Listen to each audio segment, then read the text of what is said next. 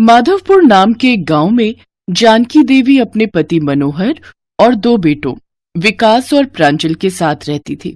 कुछ समय बाद बड़े बेटे विकास की शादी अनीता नाम की एक गरीब घर की लड़की से हो जाती है।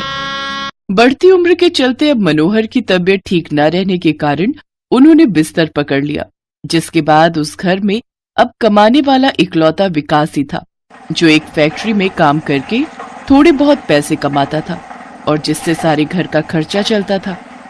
जबकि छोटा बेटा प्रांजल अपनी ग्रेजुएशन की पढ़ाई कर रहा था। एक रोज जानकी अपने छोटे बेटे से, बेटा अब तू भी जल्दी से अपनी ग्रेजुएशन पूरी कर ले और फिर कहीं नौकरी पर लग जा, ताकि इस घर की जिम्मेदारियों को संभालने में तेरे भाई की थोड़ी मदद हो सके। भाभी देखो ना, माँ तो बस मेरे पीछे ही पड़ी रहती है। रहने दीजिए ना माँ जी, अभी इसके खेलने कूदने के दिन है। जब ब्याह हो जाएगा ना तो अपने आप सब अक्ल ठिकाने पर आ जाएगी। बिल्कुल सही कह रही हो अनीता। बहू बस तूने ही तो बिगाड़ रखा है इसे, इतना लाड प्यार देकर। चलो कोई तो प्यार करता है मुझे, वरना तुम तो हमेशा हाथ में झाड़ू लेकर झांसी की रानी की तरह लड़ने के लिए तैयार रहती हो। यूं ही खट्टी मीठी नोक-झोंक के साथ वो सब खुशी खुशी रहते थे। प्रांजल दिखने में बेहद ही हैंडसम था। ऐसे ही समय बीता। फिर एक रोज माधोपुर गांव के जमींदार की बेटी की शादी थी। उसी शादी में शहर के एक बड़े बिजनेसमैन की बेटी अनुष्का भी आई हुई थी। शाम को जब प्रांजल अपने परिवार के साथ उस शादी में पहुंचा तो प्रांजल को देख अनुष्का के होश उड़ गए। वाह यार, ही इज सो हैंडसम। मैं ऑल ओवर इंडिया घूमी हुई हूँ, फॉरेन कंट्रीज भी गई हूँ, बट इतना हैंडसम लड़का मैंने नहीं देखा। वो प्रांजल है, मेरे कॉलेज में पढ़ता है। कॉलेज की सारी लड़कियां उसकी दीवानी है। ओह आई सी, प्रांजल, अब तो तुम्हें मुझसे कोई नहीं छीन सकता। अनुष्का को प्रांजल से पहली नजर में ही प्यार हो जाता है। वो वापस आकर अपने माता पिता से प्रांजल से शादी करने की जिद करती है। लेकिन बेटी वो हमारे लेवल के नहीं है। रिश्ता हमेशा ऊंचे घराने में ही जोड़ा जाता है, खुद से नीचे नहीं। अनुष्का के माता पिता उसे लाख समझाने की कोशिश करते हैं, लेकिन इकलौती बेटी होने के कारण वो बचपन से उसकी हर जिद पूरी करते आए थे। इसलिए इस बार भी उन्हें उसके आगे झुकना ही पड़ा। वो अपनी अमीर बेटी का रिश्ता लेकर प्रांजल के घर चले जाते हैं। हमारी बेटी अनुष्का ने जब से प्रांजल को देखा है, वो तो बस उससे शादी करने की रट लगाए बैठी है। देखिए, आपको जो भी चाहिए होगा वो सब हम देंगे, लेकिन इस रिश्ते के लिए हाँ कर दीजिए। हाँ बहन जी, हमने आज तक अनुष्का की हर ख्वाहिश पूरी की है और इस बार भी हम उसका दिल नहीं तोड़ना चाहते। बहन जी, हमें सोचने के लिए थोड़ा वक्त दीजिए, हम 2 दिन बाद आपको जवाब दे देंगे। जानकी इस शादी के लिए मान जाती है। प्रांजल को तो अनुष्का पहले से ही पसंद आ गई थी। फिर सबकी रजामंदी से उनकी शादी हो गई। लेकिन अमीर घर की लड़की जब गरीब ससुराल आई तो आते ही उसके नखरे शुरू हो गए और अपनी गरीब जेठानी को तो वो नौकरानी समझने लगी। जेठानी जी, मुझे प्यास लग रही है, जाइए मेरे लिए पानी लेकर आइए। ओफो, कितनी गर्मी है यहाँ, और ये कूलर न जाने कौन से जमाने का है।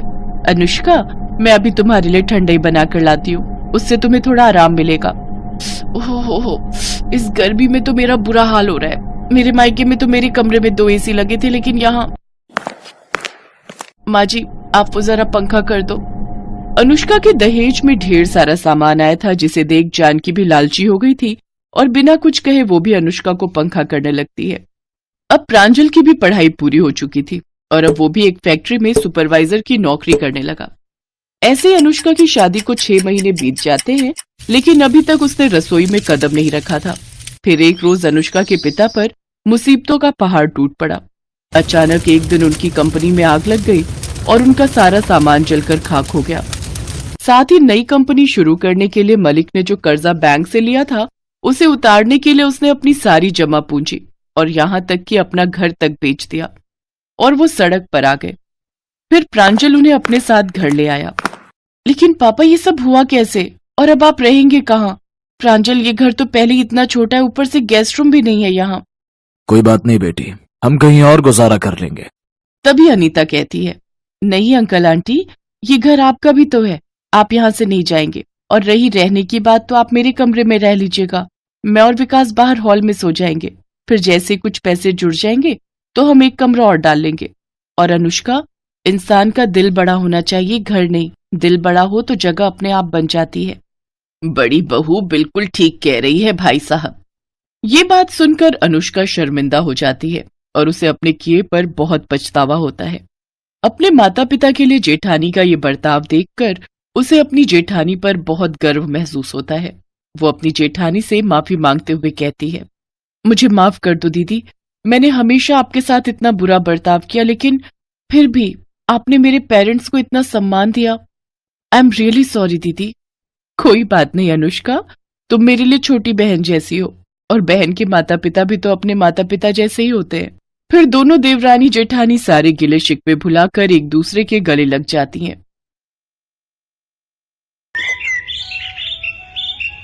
उषा देवी की दो बहुएं नीलम और कविता। बड़ी बहू नीलम के दो बच्चे थे और छोटी बहू कविता की शादी को 1 साल होने वाला था। नीलम बड़ी थी, इसलिए अपनी आदत के हिसाब से हर जगह अपना रुतबा दिखाने की उसकी आदत थी। वो कविता को आगे बढ़ने ही नहीं देती थी। कविता, रोटियां भी रहने दो, मैंने बाहर वेज बिरयानी सबको सर्व की है। पर भाभी, बुआ जी तो रोटी मांग रही थी, उन्होंने कहा कि वो चावल नहीं खाती हैं। मैंने कहा ना, अभी रुक जाओ, रोटियां जरूरत होगी तो बना लेंगे।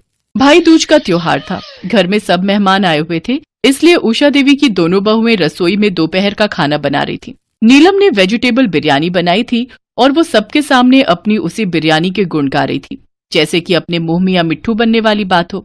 बुआ जी, थोड़ी और बिरयानी लीजिए ना, मुझे लगता है आपको बिरयानी पसंद नहीं आई। नहीं नहीं बहू, तुम्हारे हाथ का खाना तो मुझे बहुत पसंद है, बहुत ही स्वादिष्ट खाना बनाती हो तुम, पर मैं ज्यादा चावल नहीं खाती हूँ। रुको ननद जी, मैं अभी रोटी मंगवाती हूँ। कविता बहू, क्या हुआ, रोटी बनी नहीं क्या अभी तक? मैं खुद ही देख कर आती हूँ। उषा देवी रसोई में जाती है तो कविता रसोई में रोटी बनाने की जगह मीठी सेवई बना रही थी। उषा देवी को गुस्सा आ गया और उन्होंने कविता की डांट लगा दी। क्या बात है कविता बहू, इतनी देर से बुआ जी रोटी का इंतजार कर रही हैं और तुम यहाँ सेवई बना रही हो। अरे पहले उन्हें रोटी तो पूरी खिला लेती, तुम्हें पता है कि वो चावल कम खाती हैं और मैंने तुम्हें स्पेशली यहाँ रोटी बनाने के लिए भेजा था। माँ जी, वो नीलम भाभी ने मुझे। कविता, तुम रहने दो, मैं रोटियां सेक देती हूँ। माँ जी आप बाहर जाओ, मैं जल्दी जल्दी रोटी सेक कर लाती हूँ। पहली बार कविता को एहसास हुआ कि नीलम उसके साथ सही नहीं कर रही है। उस दिन उसने ठान लिया कि वो देवरानी है तो क्या हुआ, पर इस तरह से जेठानी का गलत व्यवहार भी तो वो सहन नहीं कर सकती ना। अब वो चौकन्ना रहने लगी। जब भी नीलम अपने आप को आगे करती तो कविता भी पीछे नहीं हटती, पर वो इस बात का जरूर ध्यान रखती थी कि नीलम उसकी जेठानी है तो उसका मान सम्मान भी बना रहे। एक दिन उषा देवी की बहन और बेटी उन सबके साथ बाजार गई। उषा देवी की बहन की लड़की किरण की शादी थी, तो वो सब उसी की शादी की शॉपिंग के लिए गई हुई थी। मौसी जी, ये लहंगा किरण पर बहुत अच्छा लगेगा। क्यों किरण? नीलम भाभी, कविता भाभी जो प्याजी कलर का लहंगा दिखा रही है वो भी बहुत अच्छा है। आजकल प्याजी रंग बहुत इन है, मैंने बहुत सारी एक्ट्रेस को देखा है, वो आजकल इसी कलर के लहंगे अपनी शादी में पहन रही हैं। इसमें फोटोग्राफ्स बहुत अच्छे आते हैं। एक काम करना किरण, तुम दामाद जी के भी सेम कपड़े ही बनाना, बहुत सुंदर लगेंगे। और वो जो मैंने पार्लर वाली तुम्हें बताई है ना, वो इतना सुंदर मेकअप करती है ना कि तुम बहुत सुंदर लगने वाली हो। सच कविता भाभी, आपने तो मेरी शादी की बहुत ही बढ़िया शॉपिंग करवा दी है। अरे भाभियां होती ही इसीलिए हैं कि अपनी ननद का ख्याल रख सके। सच कविता, तुम्हारी चॉइस बहुत अच्छी है। अरे रितु, ये आजकल के बच्चे हैं ना, तो ये हमसे ज्यादा जानते हैं। कविता भाभी, आप सामने मेरे साथ उस शॉप पर चलना, मुझे वहाँ से अपनी जीन्स के साथ अच्छा सा टॉप भी लेना है। मुझे धीरज ने बोला था कि अगर हम हनीमून पर जाते हैं तो जीन्स भी आप समझ रहे हो ना भाभी? मैं सब समझ रही हूँ किरण, बहुत अच्छा लगता है ये सब शॉपिंग करना, खट्टी मीठी यादें बन जाती हैं। नीलम बुरी तरह से चिढ़ चुकी थी क्योंकि सब कविता को ही महत्व दे रहे थे। तभी नीलम का बेटा आइसक्रीम की जिद करने लगता है। मम्मी, मुझे आइसक्रीम लेनी है। Mummy mummy. नहीं लेनी आइसक्रीम, मैंने कहा नहीं लेनी। क्या बात है बहू, बिट्टू को क्यों मार रही हो, किस बात का गुस्सा है? पता नहीं रितु, इसे आजकल क्या होता जा रहा है, जब देखो गुस्से में भरी रहती है। बहू थोड़ा लिहाज करो, ये बाजार है, हम किसी की दुकान पर बैठे हैं। अरे बहू छोड़ो, भी बच्चा है, कोई बात नहीं। आओ देखो जरा, मेरे लिए भी एक साड़ी पसंद कर लो। लाओ, गुड़िया को मेरी गोदी में दे दो। नीलम गुड़िया को अपनी सास की गोदी में दे देती है। वो लोग साड़ी देखने लगते हैं। कुछ देर बाद जब कविता किरण के साथ वापस लौटती है तो उस समय सबका ध्यान बिट्टू की तरफ जाता है। बिट्टू वहाँ नहीं था। बिट्टू, बिट्टू कहाँ गया? बिट्टू, कविता, किरण, तुम दोनों ने बिट्टू को देखा दुकान से बाहर कहीं जाते हुए? नहीं भाभी, दुकान के बाहर तो हमें बिट्टू कहीं नहीं दिखा। रुको मैं देखती हूँ, क्या पता बाहर खड़ा हुआ हो। सब लोग बिट्टू को ढूंढने लगते हैं पर बिट्टू कहीं भी दिखाई नहीं देता।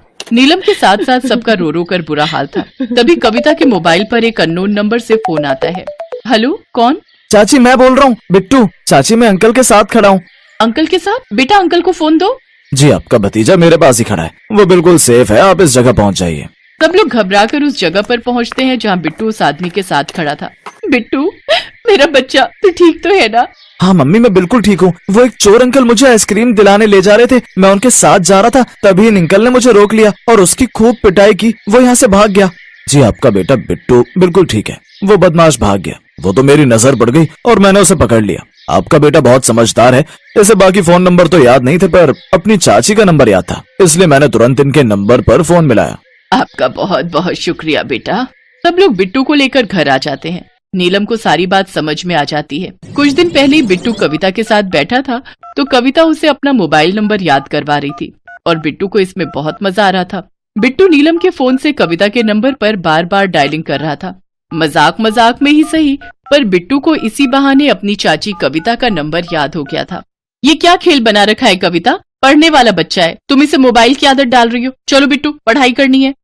नीलम को सब कुछ याद आ जाता है और वो बहुत शर्मिंदा होती है। उसकी आंखों में आंसू थे। आई एम सॉरी कविता, मुझे माफ कर दो, मैंने तुम्हें समझने में बहुत बड़ी गलती की। तुम सचमुच सबका कितना ख्याल रखती हो। भाभी, आप सबका ख्याल रखना तो मेरा फर्ज है और आप सब भी तो कितने अच्छे हो, मेरी इतनी केयर करते हो। मम्मी भूख लगी है बहुत जोरों की।